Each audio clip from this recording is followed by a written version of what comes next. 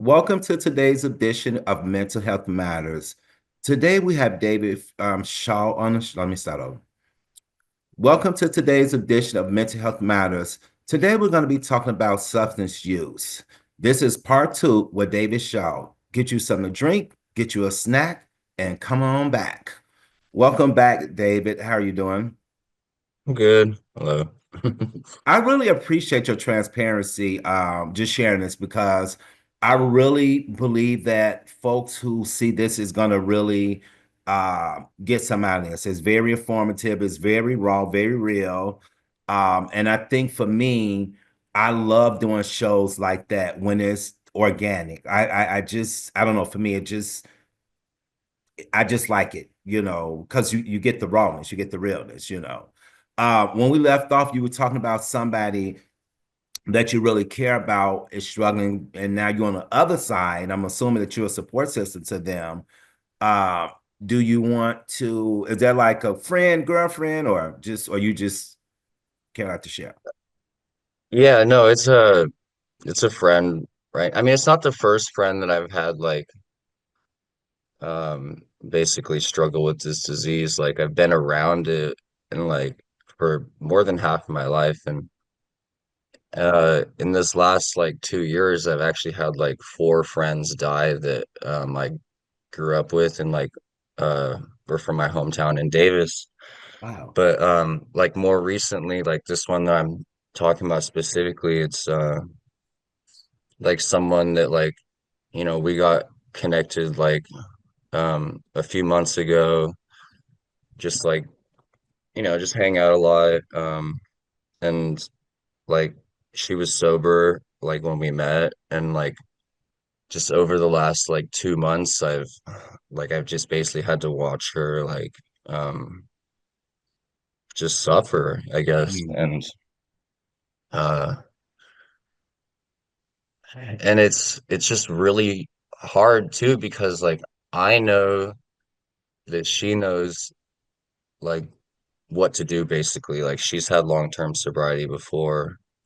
And so have I. And so it's just it's just really hard to like watch the disease like take hold of someone and just completely change them and they like no matter what you say, like they won't listen. They just become like a different person and like just a lot of like lying and manipulation and stuff and like like I said we've been hanging out for 4 months. The last two like this has come up so like I've it's just been like a complete 180 and like I don't know like I'm like almost to the point where I'm gonna have to like distance myself but it's super hard at the same time because I feel like that might make them worse too. But like, I mean, I can't put myself or my mental health in jeopardy, like because this other person like won't listen. I don't know what to do, but Well, that's what I was about to say too. I mean, if you know somebody, especially if you got a close connection with them, I know it makes it harder, but if you know that individual is struggling and you've been down this road before, you just said on a part one that the kind of you alluded to the fact that just you know not enabling you and just letting you figure it out is what really helped you. and Yeah. you don't want to put yourself in a position to enable this individual or putting your own sobriety at risk. And Yeah. unfortunately, when we are close people, love people, sometimes their actions forces us to make a choice between us and them, and it's a hard choice to make. But you may Yeah. have to make that choice in order to make sure that you stay in a good place.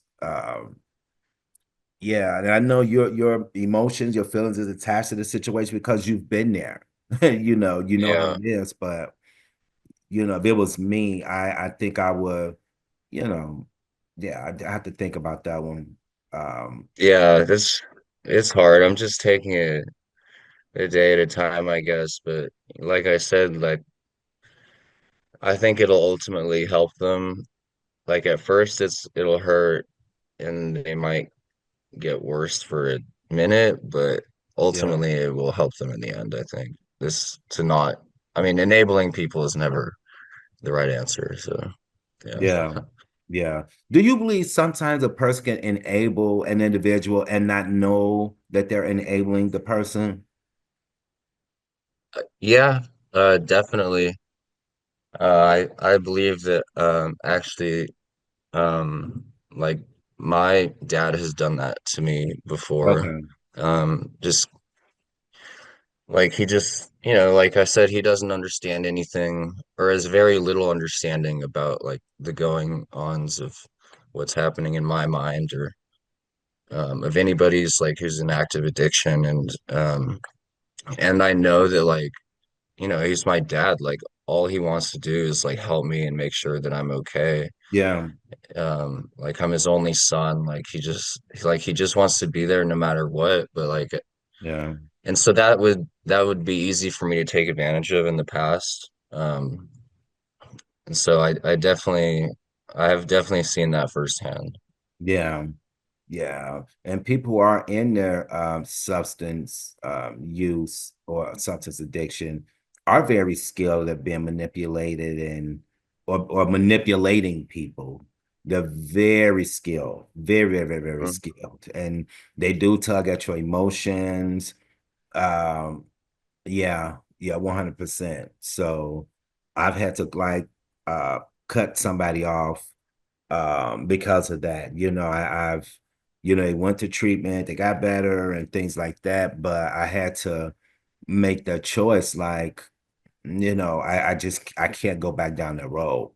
And then, Yeah. individual was trying, they came over to the house, they was intoxicated, they stayed in the spare bedroom, and I told the person, I said, you won't be doing this no more. Cause I know what this was going to do. And I knew the things I had went through in the past with this individual, trying to be a good friend. But I'm like, I can't. And I'd have to, and it hurt it. It hurt it. It severed our friendship.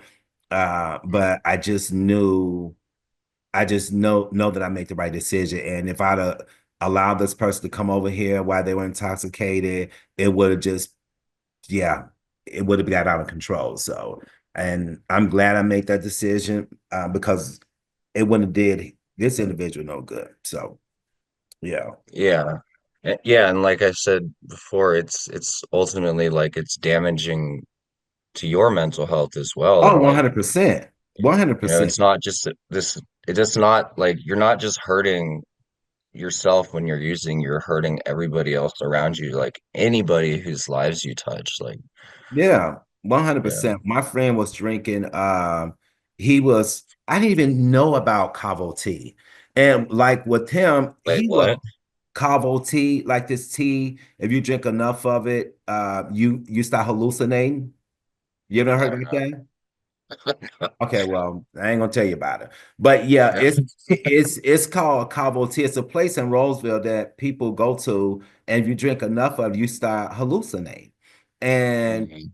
I mean, like you, he was one of those people, he just always finds something to get into. And this is after he got the rehab. And some way, somehow he ended up driving to Sky River or Casino Sky River. Something happened, his car got left there. he was hallucinating. It was just the weirdest thing, you know. And he was spending a lot of money on this tea, a lot of money, a lot of money. And so I had to hold firm to my boundaries because once again, I knew he had an addictive personality, and I was involved with a lot of trying to support him, and I'm sure I was enabling him more than what I thought because he was manipulating me and tugging at my emotions, and yeah, it was bad, but I couldn't do it. I couldn't do it no more. I just couldn't. And Yeah. he started to obviously flip the script and, oh, you're a bad person, you did this, you did that, and da da da. And there was nothing he could say or do that was going to make me go back into the role I had played with, going through that. And what I'm saying, it affected me mentally. When I go to bed, he would call 2 or 3 in the morning. I get up, go to the hospital. If he at the hospital, if he lost his keys to his car, I get up 2 or 3 in the morning, go pick him up. I'm at work. He's calling. I leave work. Like it was just, it was too much. Was in a Yeah. park, lost, didn't know where he was in the park, but I knew which park, and so we're looking for. I couldn't do it. I couldn't do it. My mental health was very fragile at that time, and I needed help because I'm helping him. Mm, you know, yeah. so I couldn't do it. I had to step back. Yeah. It is a very fine line between truly trying to help and enabling someone because like like you said, like addicts and alcoholics, like well, they're super smart. Like they'll do whatever it takes like to get Yeah. theirs, like Oh no yeah. matter what. It's sorry, like it's just business, but like it's gonna happen. Yeah. Um, and so yeah, they'll it's very easy to make someone think that like they're just helping and like not enabling, but in the end, like they totally are. Like I said, it's very Yeah. hard to distinguish that, and Yeah. sometimes they're the same thing. Like Yeah. it's like they can totally be the same thing. And that's when it's really tricky. Like that's how it was with my dad. Like he like I truly needed like the help that I was getting from him. Otherwise, I literally would have probably died. But at the same time, it was Yeah. like allowing me to do whatever I wanted. So, Yeah. like in that situation, like I would, if this were all to happen again, like I would, yeah, giving an ultimatum of like, look, I want to help you, but the only way I can help you is like you just got to go to rehab. Like you can't Yeah. just stay here. You just got to get help, or you're not like, I will still help you, but I will help you get treatment. I'm not Yeah. gonna just let you like live in my room or whatever. Yeah. Um, Yeah, smart. Um, you talked about losing friends. I know you shared a story with me about losing a girlfriend to substance and how that affected you. Could you share a little bit about that story? yeah, definitely. Oh, I met she's like my first serious girlfriend ever. Like we met when I was about 21. Um, and like she was like I mean, she was like an alcoholic and like I was a drug addict, I guess, but like we had both been sober for a while. Um, and it just, we just started smoking weed together and like I said, it's totally a gateway drug. Like that's the thing is like once you're addicted to something, like anything that changes like the way you feel, like you'll just take it and run with it. So, like I mean, I actually feel really bad because like she had never like done opiates before and like I got her into that and like we were together for like 6 years on and off. Uh like we used together for about a year and then we got sober together and then like we stayed sober together for about 3 years. Um and like I would go she lives in San Rafael and I would drive up there like every weekend to see her and then like um this one time, like I was going up there to see her, and like she stopped answering her phone, and like I contacted her parents, because like I felt like something was wrong, and then we found her OD'd in her car, from it was like a, they like put fentanyl in like different kinds of pills nowadays, and like she just took some random pill thinking it was not fentanyl, and like she overdosed, and like never saw that coming. Like it was just like the most random thing. Like I just like the way that like this addiction like sneaks up on people. Like sometimes you just like can't see it coming, and Yeah. like the disease truly is like it's cunning, baffling, and powerful. Like it's insidious. Like it'll just like and it like talks to you like in your own voice. Like you never know. Like it's hard to explain. Like it's just so. Yeah, and I don't know, it's just so sad. Like, and I feel like I honestly like I felt like I still do sometimes. I feel like kind of like a murderer because like I got her into like the darker side of all this stuff. Um, and I just like I tell myself all the time like if she never met me, like she'd still be alive. Um, but I mean, I don't really know. But like I know that like if she like I know that she wouldn't want me to still be using. Like I know that like Yeah. if she's like looking down on me, like she would want me to like do good. Like she wouldn't want me to throw away my life too. Yeah. Because like I mean, like we really did love each other, and I just know that like she would want me to live for her. Like Yeah. she wouldn't want me to Yeah. I don't think she'd want me to I think she'd want me to be happy. Yeah, Uh, for sure. For sure. Um, when that happened, did that motivate you to kind of like want to get clean and stuff like that? it did. Um Like, I mean, at first, like when I heard about it, like I actually ended up relapsing. And I tried to kill myself, or I tried to OD over that, but it didn't work. And then I just like I actually struggled for like quite a bit. Um, that only happened like 2 years ago. Yeah. Like I was actually sober for like a good amount of time, and then 2 years ago, like I found out that she died, and then it was just like really rocky from there.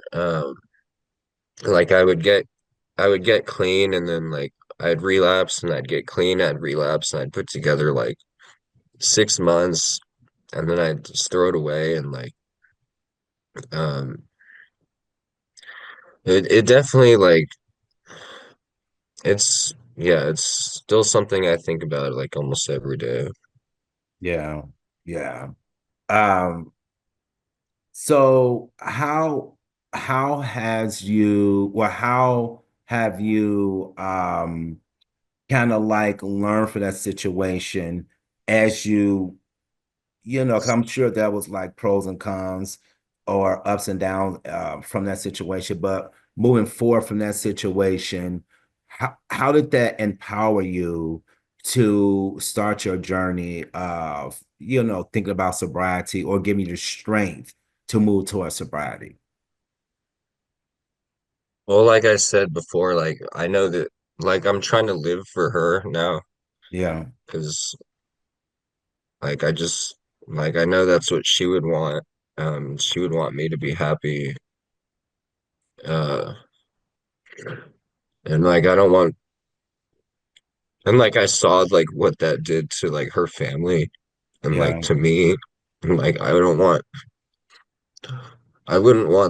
like that. I wouldn't want to make my family feel like that because yeah, like I'm still in contact with their parents, like and they don't. it's just like no parent wants expects to see their child die, before they do. Like I just see the way that just affected them, and I don't want to hurt anyone like that. Yeah. Yeah. Well, you didn't know what was going to happen, and you wasn't in a good place at that time yourself. So, I don't think it's your fault. And I just think that just try to think of the positive and just, try your best to walk in your own sobriety so that you can help people because you got a powerful story.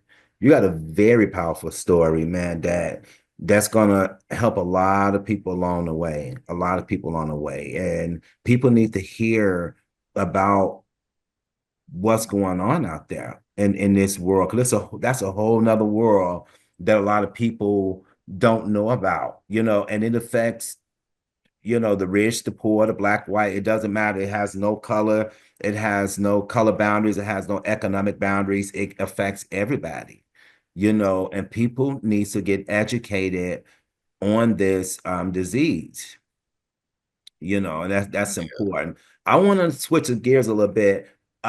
So let's talk a little bit about self-care. Let's talk a little bit about self-care and what that looks like for you. Um, we know that rehab was a form of self-care. Do you feel like it actually helped you when you did go into rehab? Um, I mean, I think what I needed most from rehab was just like to be physically distanced from the drug Okay. itself, just like to be put in an environment where like my brain could heal. And the way I have no option of like using because like I said, I've tried to quit like a bunch of times and it's super hard. Like it's just super hard to do it by yourself. But I I do believe it was very helpful. Yeah. And I'd recommend that anybody like trying to quit, at least give it 30 days in a program. Okay. You said at least 30 days in the program. Yeah. Do you recommend inpatient or outpatient? Or does it matter? No, in out outpatient has never helped me. Like Okay. Okay. I said, I Uh, needed to be physically removed from the okay. situation. That's what. Okay. Because some people, I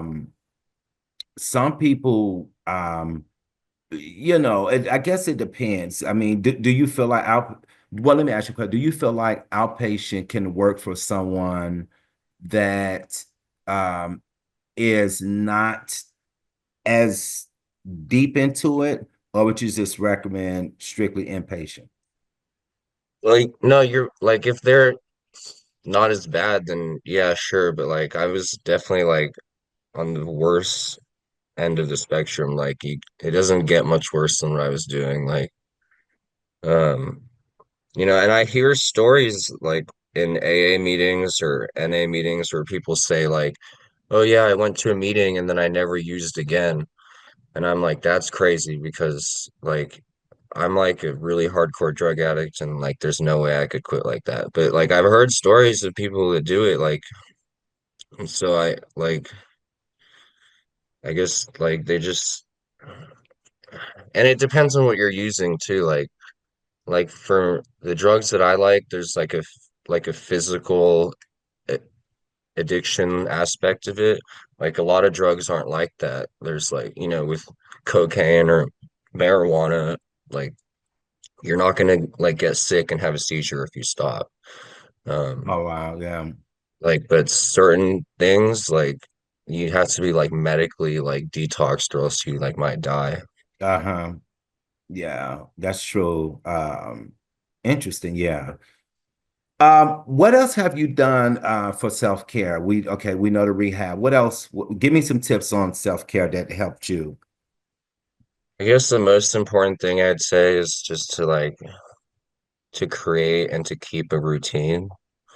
Um, And for me, that looks like, I guess, like I wake up in the morning at a regular time and like I'll pray and then I'll eat breakfast and then I'll go to the gym and um then like I'll go to a meeting and that's pretty much it right now. Yeah, but that's interesting. You talked about a schedule because um, I remember my friend at the time, like early on, when he was going through his addiction and he was trying to get clean and stuff. And he talked about having a routine, a scheduled routine. And when he said that, I was just thinking like, how's this gonna like help you? But mentally, he needed that. Like he had Yeah. they planned out literally throughout the week, and there was great progress when he started, like great progress. And I personally I didn't get it in the beginning, but when I start seeing him, like, oh, okay, he's getting up, he's doing this, he's doing that, he's going to work, he come back. And it was just like he needed to be in that whirlwind, meaning that pattern, in order for him Yeah. to, and I think mentally it kept him mentally focused on what he was doing, opposed to trying to go to the left or right, if that makes sense. Yeah, it helps a lot with your mental health, like just like setting little goals like that and meeting them, whether Yeah, the goal is just to make your bed or go yeah, to the gym or yes. whatever, like that's the whole point, Yes. at least for me. Yeah. Well, you work out. You're in very good shape actually. So I'm sure that helps you out a lot too, right? Yeah, it does. It's definitely, I mean, it's not just part of my routine, like that helps a lot with like the mental health too, just because when you exercise, like you release a lot of chemicals in your brain that like make you happy and stuff, and then it makes Yeah. it easier to sleep better at night, and then like I don't know, I don't get fat, so Yeah. there's a lot of Yeah. pluses from that. Yeah. Okay. What we got like 3 minutes. What advice, David, would you give someone who is struggling with substance use? I guess the hardest thing, like for me, when I'm just in it, is just to ask for help. Okay. Um, and like even when I'm not using, asking for help is really hard. It's just like I don't know. I guess it's part of that like toxic masculinity that like a lot of us were like brought up with, like Yeah. men not supposed to ask for help or depend on others and stuff. But Yeah. nobody can do this alone. It's like actually impossible. So, like if I mean, depending on, yeah, I would say, you know, if you've never been to a meeting before, check that out. And then like I I mean, it just everybody's different, but for me, rehab helped a lot. It really did. Yeah. Rehab and meetings are two of the most important things to keep me sober. Yeah. And like I'm still in touch with like a lot of the friends that I went to rehab with, like, building uh creating those bonds with the people who are like in a similar situation with you. And like I still check up on them to this day and it like gives me motivation to hear that they're still doing well. Yeah. Okay. Well, thank you so much, David, for sharing your story. We have run out of time. I really, really, really appreciate the information you shared because I know it's going to help somebody for sure. So thank you so much.